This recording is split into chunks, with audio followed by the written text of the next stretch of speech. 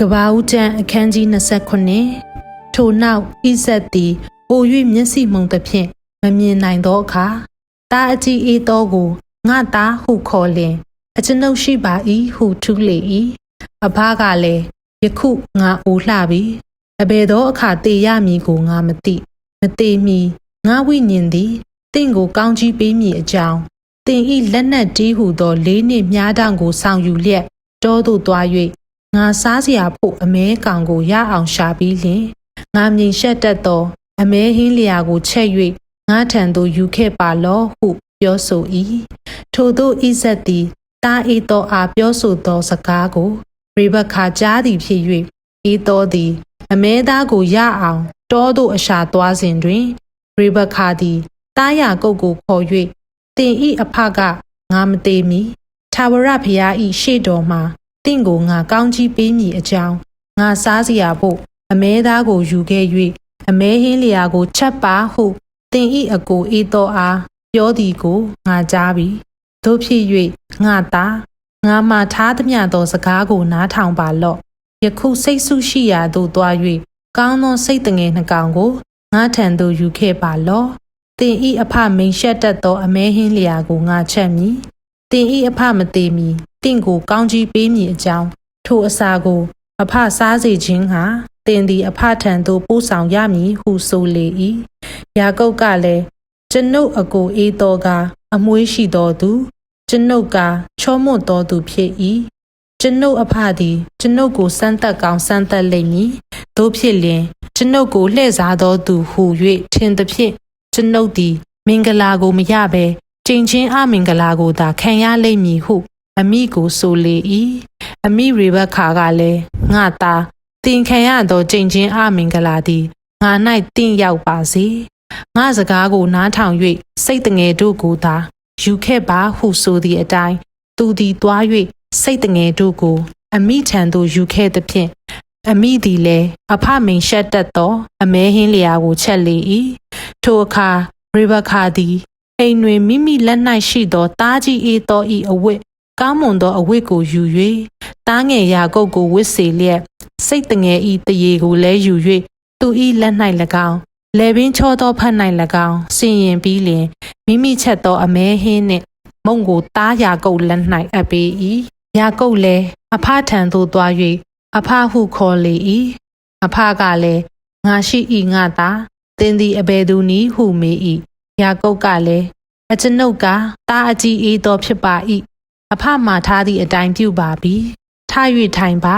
အဖ၏ဝိညာဉ်သည်အကျွန်ုပ်ကိုကောင်းကြီးပေးမည်အကြောင်းအကျွန်ုပ်၏အမဲသားကိုစားပါလောဟုဆိုလေ၏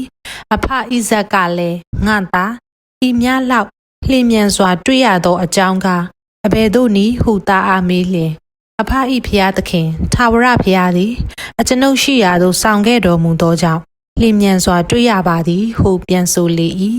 ဣဇက်ကလည်းငါသာသင်သည်ငါသားအေးသောမှန်သည်မမှန်သည်ကိုသိလို၍တင့်ကိုငါစမ်းသပ်စေခြင်းငါထံပါသို့ချဉ်ကပ်ပါလောဟုဆိုလျင်ယာကုပ်သည်အဖထံပါသို့ချဉ်ကပ်၍အဖသည်စမ်းသပ်လျက်အတန်ကယာကုပ်၏အတန်လက်တို့ကအေးသော၏လက်ဖြစ်ပေသည်ဟုဆိုလေ၏ထိုသို့သူ၏လက်တို့သည်အေးသော၏လက်ကဲ့သို့အမွှေးပါသောကြောင့်ယာကုပ်ဖြစ်မှန်ကိုအဖမရိပ်မိသဖြင့်ကောင်းကြီးပေးလေ၏တို့ရာတွင်တဖန်ကသင်သည်ငါသားအေးသောစင်စစ်အမှန်ပင်ဖြစ်သလောဟုမေးပြန်လျင်မှန်ပါသည်ဟုဆို၏အဖကလည်းငါထံပါသို့သွင်းခဲ့ပါငါဝိညာဉ်သည်တင့်ကိုကောင်းကြီးပေးမည်အကြောင်းငါသား၏အမဲသားကိုငါစားအံ့ဟုဆိုလျင်ယာကုပ်သည်အဖထံပါသို့သွင်း၍အဖစားလေ၏စပြည့်ရည်ကိုလည်းပေး၍အဖတောက်လေ၏ထိုနောက်အဖကငါသားချင်းကပ်၍ငါကိုနမ်းပါလောဟုဆိုလျင်ယာကုပ်သည်ချင်းကပ်၍အဖကိုနမ်းလေ၏အဖဣဇက်ကလည်းသူ့အဝတ်ဤအနံ့ကိုခံ၍ကြည်ပါငါသားဤအနံ့သည်ထာဝရဘုရားကောင်းကြီးပေးတော်မူသောလေဤအမွေးအကြိုင်နှင့်တူ၏ထိုကြောင့်ဘုရားသခင်သည်မိုးကောင်းကင်ဤနှင်းကို၎င်းမြေကြီးဤစီဥကို၎င်းများစွာသောဆန်စပါးစပြည့်ရည်ကို၎င်းတင့်အားပေးတော်မူစေတည်းသူတစ်ပါးတို့သည်တင်၌ကျွန်ခံ၍အပြည်ပြည်တို့သည် တင့်ရှိမှဥညွတ်ရကြစေတည်းတင်သည်တင်ဤညီအကိုတို့၌အရှင်ဖြစ်၍တင်အမိဤသားတို့သည်တင့်ရှိမှဥညွတ်ရကြစေတည်းတင့်ကိုကျိန်ဆဲသောသူအပေါင်းတို့သည်ကျိန်ဆဲခြင်းကိုခံရကြစေတည်းတင့်ကိုကောင်းကြီးပေးသောသူအပေါင်းတို့သည်ကောင်းကြီးကိုခံရကြစေတည်းဟုကောင်းကြီးပေးလေ၏ယာကုပ်သည်အဖဣဇက်ပေးသောကောင်းကြီးမင်္ဂလာကိုခံ၍အဖထံမှထွက်သွားသောခဏချင်းတွင်အကိုအေးသောသည်မုတ်ဆိုးပြုရာမှရောက်လာ၏သူသည်လည်းအမဲဟင်းလျာကိုချက်၍အဖထံသို့ဆောင်ခဲ့ပြီးလျှင်အကျွန်ုပ်အဖ၏ဝိညာဉ်သည်အကျွန်ုပ်ကိုကောင်းကြီးပေးမည်အကြောင်းသား၏အမဲသားကိုထ၍စားပါလော့ဟုဆိုလေ၏အဖဣဇက်ကလည်းသင်သည်အဘယ်သူနည်းဟုမေးလျှင်အကျွန်ုပ်ကသားအကြီးအေးသောဖြစ်ပါ၏ဟုဆိုလေသောအဖဣဇက်သည်အလွန်တုန်လှုပ်၍အဘယ်သူနည်းအမဲသားကိုယာ၍ငါထံသို့ဆောင်ခဲ့ပြီးသောသူသည်အဘယ်မှရှိသနည်းသင်မရောက်မီငါသည်အကုန်အစင်စားပြီး၍သူ့ကိုကောင်းကြီးပေးမိပြီသူသည်ကောင်းကြီးမင်္ဂလာကိုဧကန်အမှန်ခံရလိမ့်မည်ဟုဆိုလေ၏အဖဆိုသောစကားကိုအေးတော်ကြလျင်အလွန်ပြင်းသောအတန်နှင့်တဲထန်စွာငိုကြွေးလျက်အိုအဖအကျွန်ုပ်ကိုလည်းကောင်းကြီးပေးပါလော့ပေးပါလော့ဟုဆိုလေသောအဘကတင့်ညီသည်လိမ္မာစွာလာ၍တင်ဤကောင်းကြီးမင်္ဂလာကိုယူသွားပြီဟုဆိုလေ၏အေးတော်ကလည်းသူ့ကိုယာကုပ်ဟုသောအမည်ဖြင့်လျှောက်ပတ်စွာမှဲ့ပါပြီမဟုတ်လောအကျွန်ုပ်ကိုနှစ်ကြိမ်လှည့်စား၍နိုင်ပါပြီသားဦးအရေးအရာကိုအရင်ယူသွားပါပြီ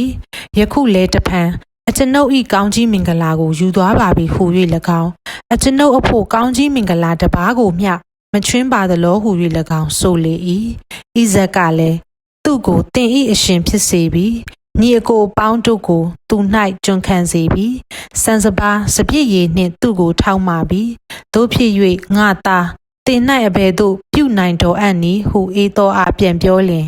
အေးသောကအိုအဖကောင်းကြီးမင်္ဂလာတစုံတစ်ခုမျှမရှိပါသလောအိုအဖအကျွန်ုပ်ကိုလည်းကောင်းကြီးပေးပါလော့ပေးပါလော့ဟုအဖအားပြောဆိုလျက်တပံအတန်ကိုလွှင့်၍ငိုကြွေးလေ၏အဖဣဇက်ကလည်းကြည့်ရှုပါတင်ဤနေရာသည်မြေကြီးဤစီဥနှင့်၎င်းအထက်မိုးကောင်းကင်ဤနှင်းနှင့်၎င်းပြည့်စုံလိမ့်မည်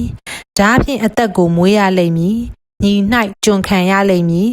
နောက်တဖန်အစိုးရသောအခါသူတင်သောတဘိုးကိုတင်ဤလေပင်မှချိုးပယ်လိမ့်မည်ဟုပြန်၍ဆိုလေ၏အဖသည်ယာကုပ်အားပေးသောကောင်းကြီးမင်္ဂလာကြောင့်အေးတော်သည်ယာကုပ်ကိုအညှိုးထား၍ငါအဖကြောင့်ညီးတွားရသောနေ့ရက်ကာလအချိန်နီးပြီထိုအခါ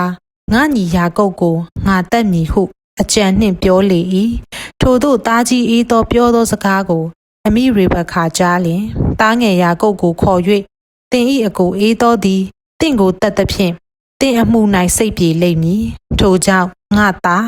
ငါစကားကိုနားထောင်ပါ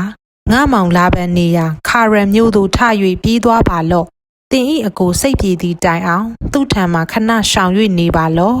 တင်ဤအကိုစိတ်ပြေ၍တင်သည်သူ၌ပြုသောအမှုကိုသူမေ့လျော့သောအခါငါမှလိုက်၍ထိုအရက်မှတင့်ကိုစောင့်ခဲ့စေမည်ငါသားနှစ်ယောက်လုံးကိုတနေ့ချင်းတွင်အဘယ်ကြောင့်ငါရှုံးရမည်နည်းဟုဆိုလေ၏တဖန်ရေဘခါသည်ဣဇက်ထံသို့သွား၍ကျမသည်ဟေသအမျိုးသမီးတို့ကြောင့်ကိုယ်အသက်ကိုညီးငွေလာ၏ဤပြည်သူသမီးကဲ့သို့သောသူဟေသအမျိုးသမီးနှင့်ယာကုပ်အိမ်တောင်ဘက်ဖြူလျင်ကျမအသက်ရှင်၍အဘယ်ကျေးဇူးရှိပါလိမ့်မည်နည်းဟုပြောဆိုလေ၏ဒီနေ့ဖတ်ရှုခဲ့တဲ့ကပ္ပဦးကျမ်းအခန်းကြီး29ထဲမှာကျမအတွက်ထင်ရှားတာကတော့ယာကုပ်ကဣဇက်ရဲ့ကောင်းကြီးမင်္ဂလာကိုလှည့်စားပြီးရယူခဲ့တဲ့အဖြစ်အပျက်ပဲဖြစ်ပါတယ်ဒီအခန်းကနေလှည့်စားခြင်းဟာနာကျင်မှုနဲ့အကျိုးဆက်တွေကိုပဲဖြစ်စေတတ်ပြီးဖျားသခင်ရဲ့အလိုတော်ကိုစိတ်ရှည်စွာယုံကြည်စောင့်မျှော်ဖို့အရေးကြီးကြောင်းသင်ယူရပါတယ်ဒီနေ့မှာအတူတကွဖတ်ရှုနားဆင်ပေးတဲ့အတွက်ကျေးဇူးတင်ပါတယ်မနက်ဖြန်မှာကပ္ပဦးကျမ်းအခန်းကြီး28ကိုဆက်လက်ဖတ်ရှုကြပါမယ်ဖျားသခင်ရဲ့ညီသက်ခြင်းကောင်းကြီးမင်္ဂလာနဲ့မေတ္တာတော်ဟာနားဆင်ကြသူအရာချင်းစီတိုင်းအပေါ်မှာအစဉ်အမြဲတက်ရောက်တည်ရှိနေပါတယ်နှုတ်ဆက်ပါတယ်ရှင်